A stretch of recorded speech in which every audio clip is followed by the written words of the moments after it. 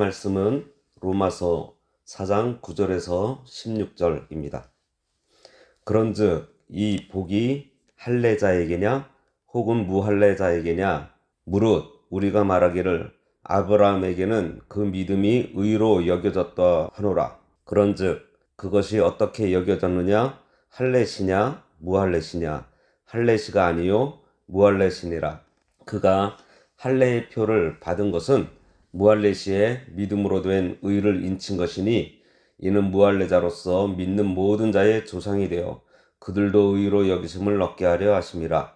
또한 할례자의 조상이 되었나니 곧 할례 받을 자에게뿐 아니라 우리 조상 아브라함이 무할례시에 가졌던 믿음의 자취를 따르는 자들에게도 그러하니라.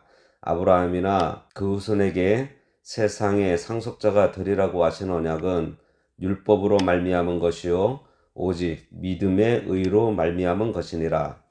만일 율법에 속한 자들이 상속자이면 믿음은 헛것이 되고 약속은 파기되었느니라.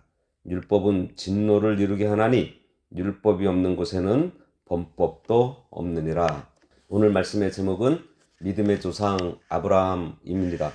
지난주는 유대인들의 조상 아브라함이 율법을 지킨 행위와 할례를 받아서 의인이 된 것이 아니고 하나님의 언약, 하나님의 말씀을 믿음으로 의인이 되었다는 사실을 바울은 아브라함의 할례 받은 시점을 통해서 알렸습니다. 오늘은 유대인들의 조상 아브라함이 이제는 민족을 넘어서 모든 믿는 자들의 믿음의 조상이 되었다는 것을 알리는 말씀이에요. 9절에 그런즉 이 복이 할례자에게냐 혹은 무할례자에게도냐 무릇 우리가 말하기를 아브라함에게는 그 믿음이 의로 여겨졌다 하노라.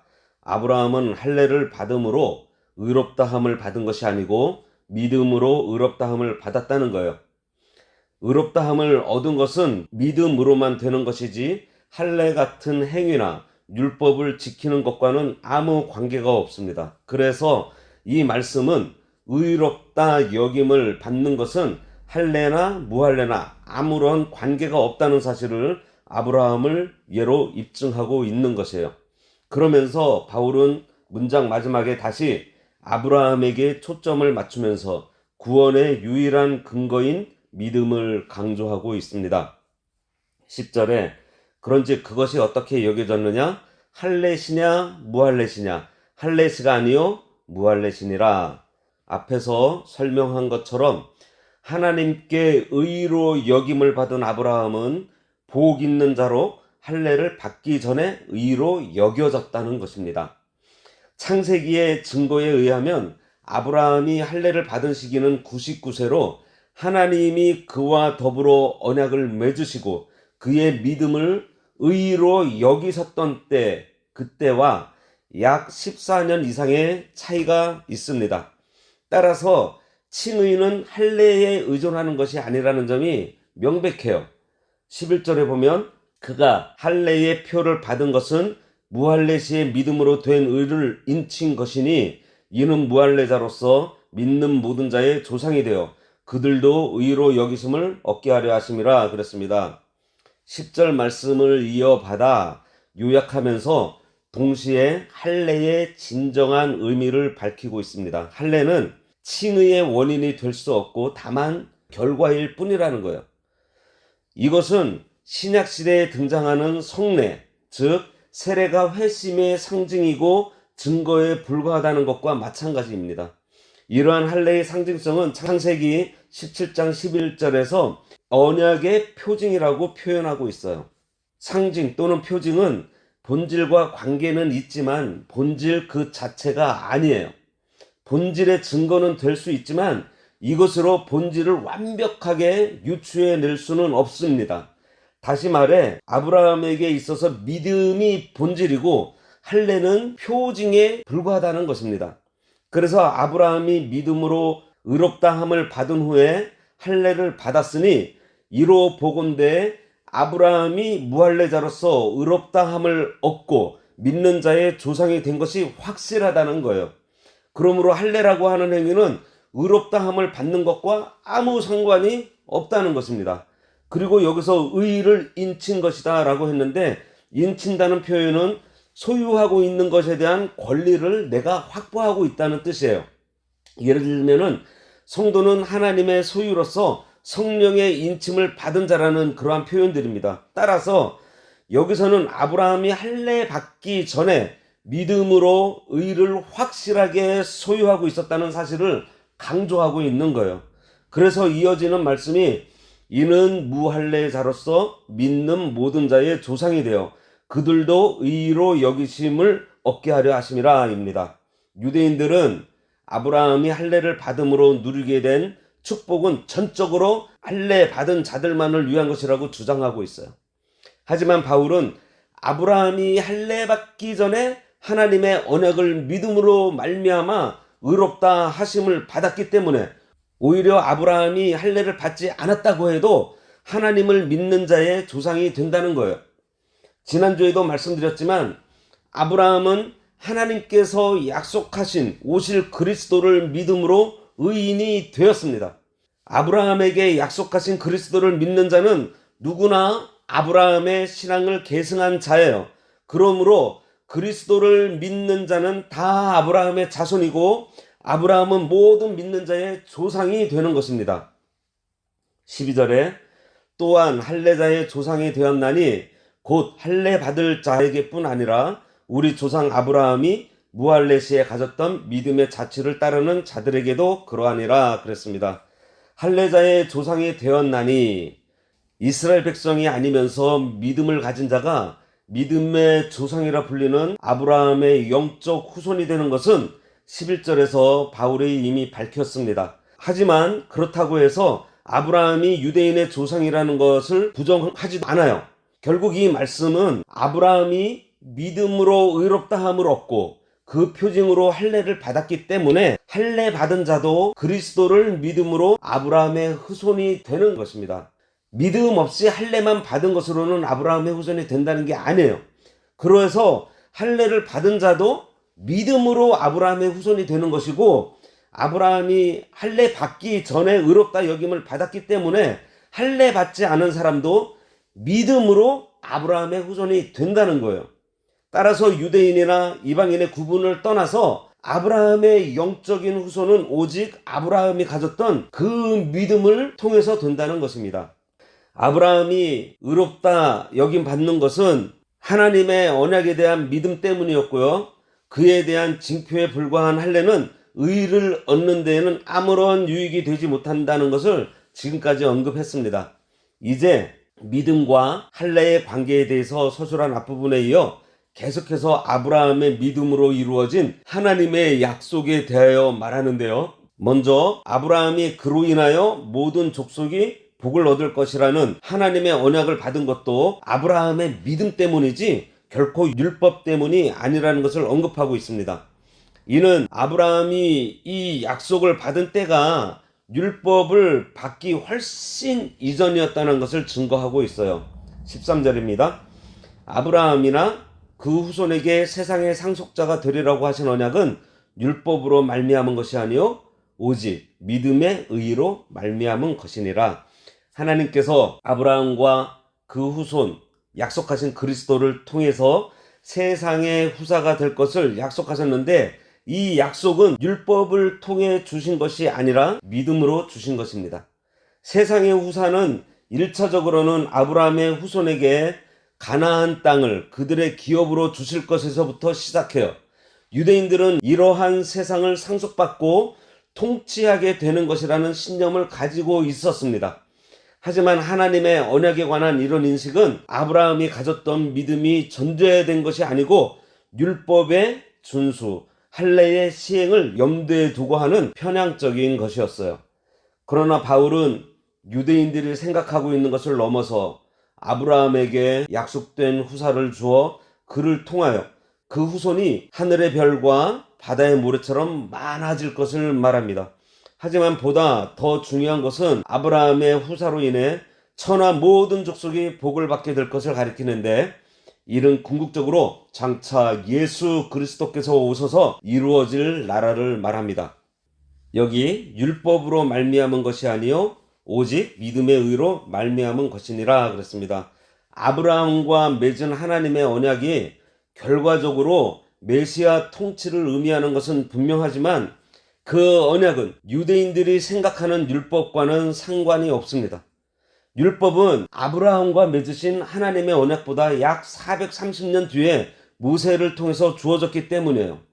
따라서 엄격하게 따지면 율법을 지키는 것은 칭의와 아무 관계가 없습니다. 오히려 여기 나오는 율법과 대조되는 개념으로 제시된 믿음의 의만이 의인이라 칭함받을 수 있는 유일한 원리로 믿음으로 말미암는 의를 의미하고 있습니다.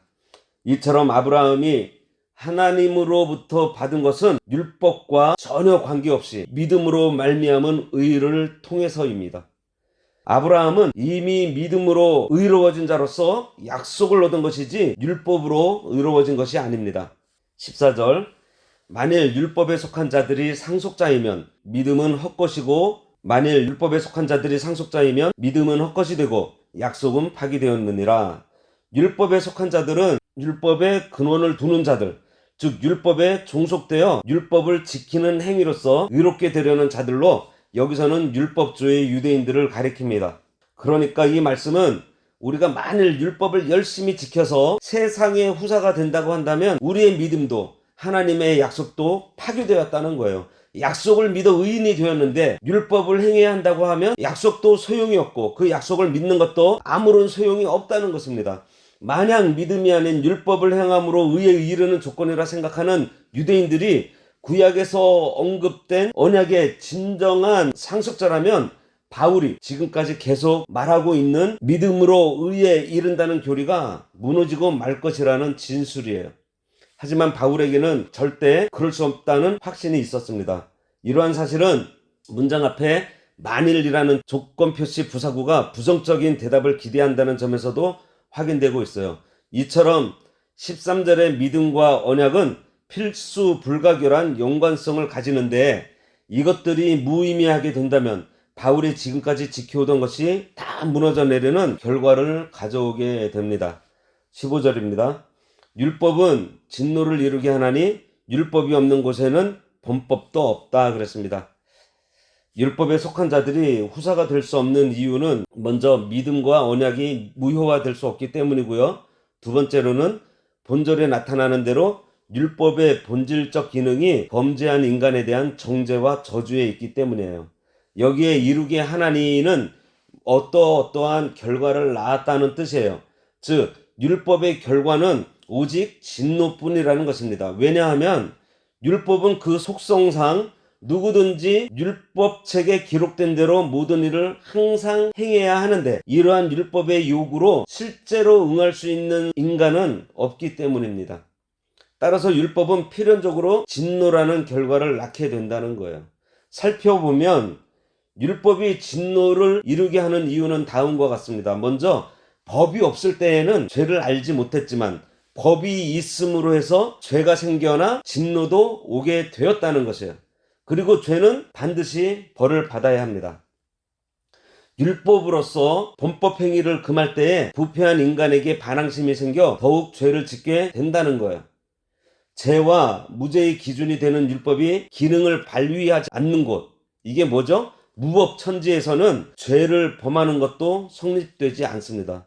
그렇다고 해서 죄된 행위 자체가 없다는 뜻은 아니고 죄의 결과가 없는, 즉 죄로 인정되지 않는다는 것뿐이에요. 이를 역으로 말하면 율법의 기능이 죄를 깨닫게 하는 데 있다는 것을 보여주는 표현인 것입니다. 율법이 있기 전인 노아 시대에도 하나님의 진노로 멸망받는 사람이 있었던 반면에 노아는 당대의 의인으로 구원을 얻었습니다. 따라서 그 시대에 살았던 사람은 율법의 판단이 아닌 믿음의 유무에 따라서 의인과 죄인으로 구별되었던 거예요.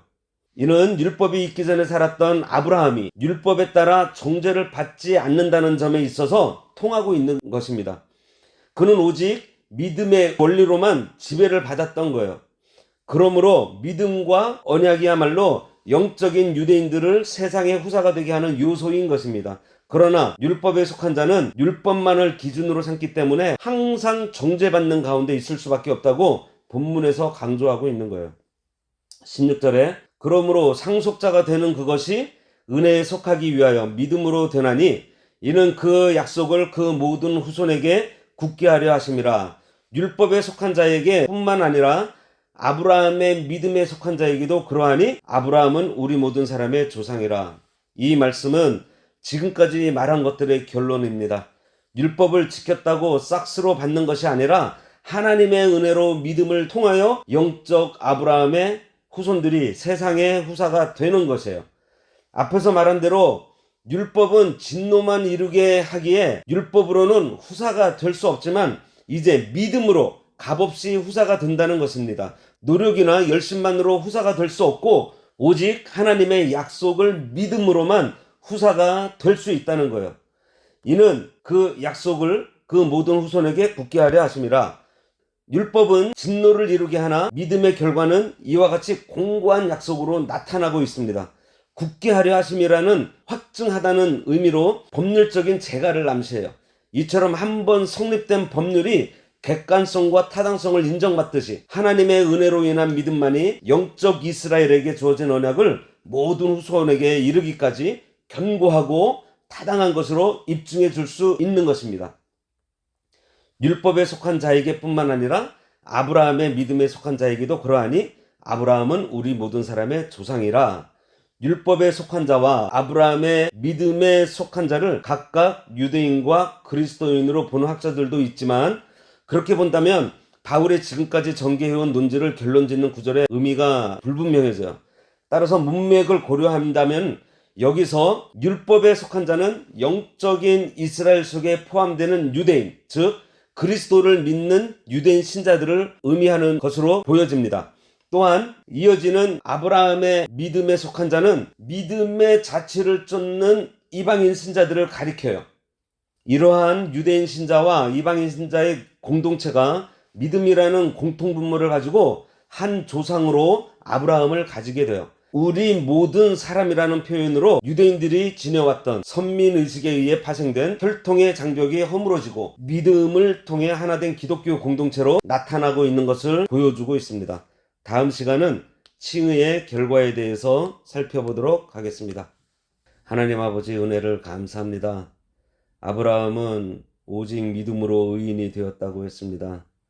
저희들 의인 될 자격도 없고 날마다 죄 가운데 있지만 하나님의 그 크신 사랑으로 저희들에게 베풀어 주신 그 구원의 은혜를 저희들 늘 감사하며 생활할 수 있도록 하여 주시옵소서. 아브라함은 믿음으로 의인이 되었고 오늘날 아브라함이 믿는 그 예수 그리스도를 믿는 우리들도 아브라함의 후손이 되어서 하나님께서 아브라함에게 약속하신 상속권을 저희들도 얻게 되었사오니 하나님 아버지, 우리가 믿음의 조상 아브라함의 그 믿음을 잘 본받아서 이 세상 살아갈 때 믿음으로 살아가는 저희들 될 수 있도록 인도하여 주시옵소서. 예수님의 이름으로 기도드리옵나이다. 아멘.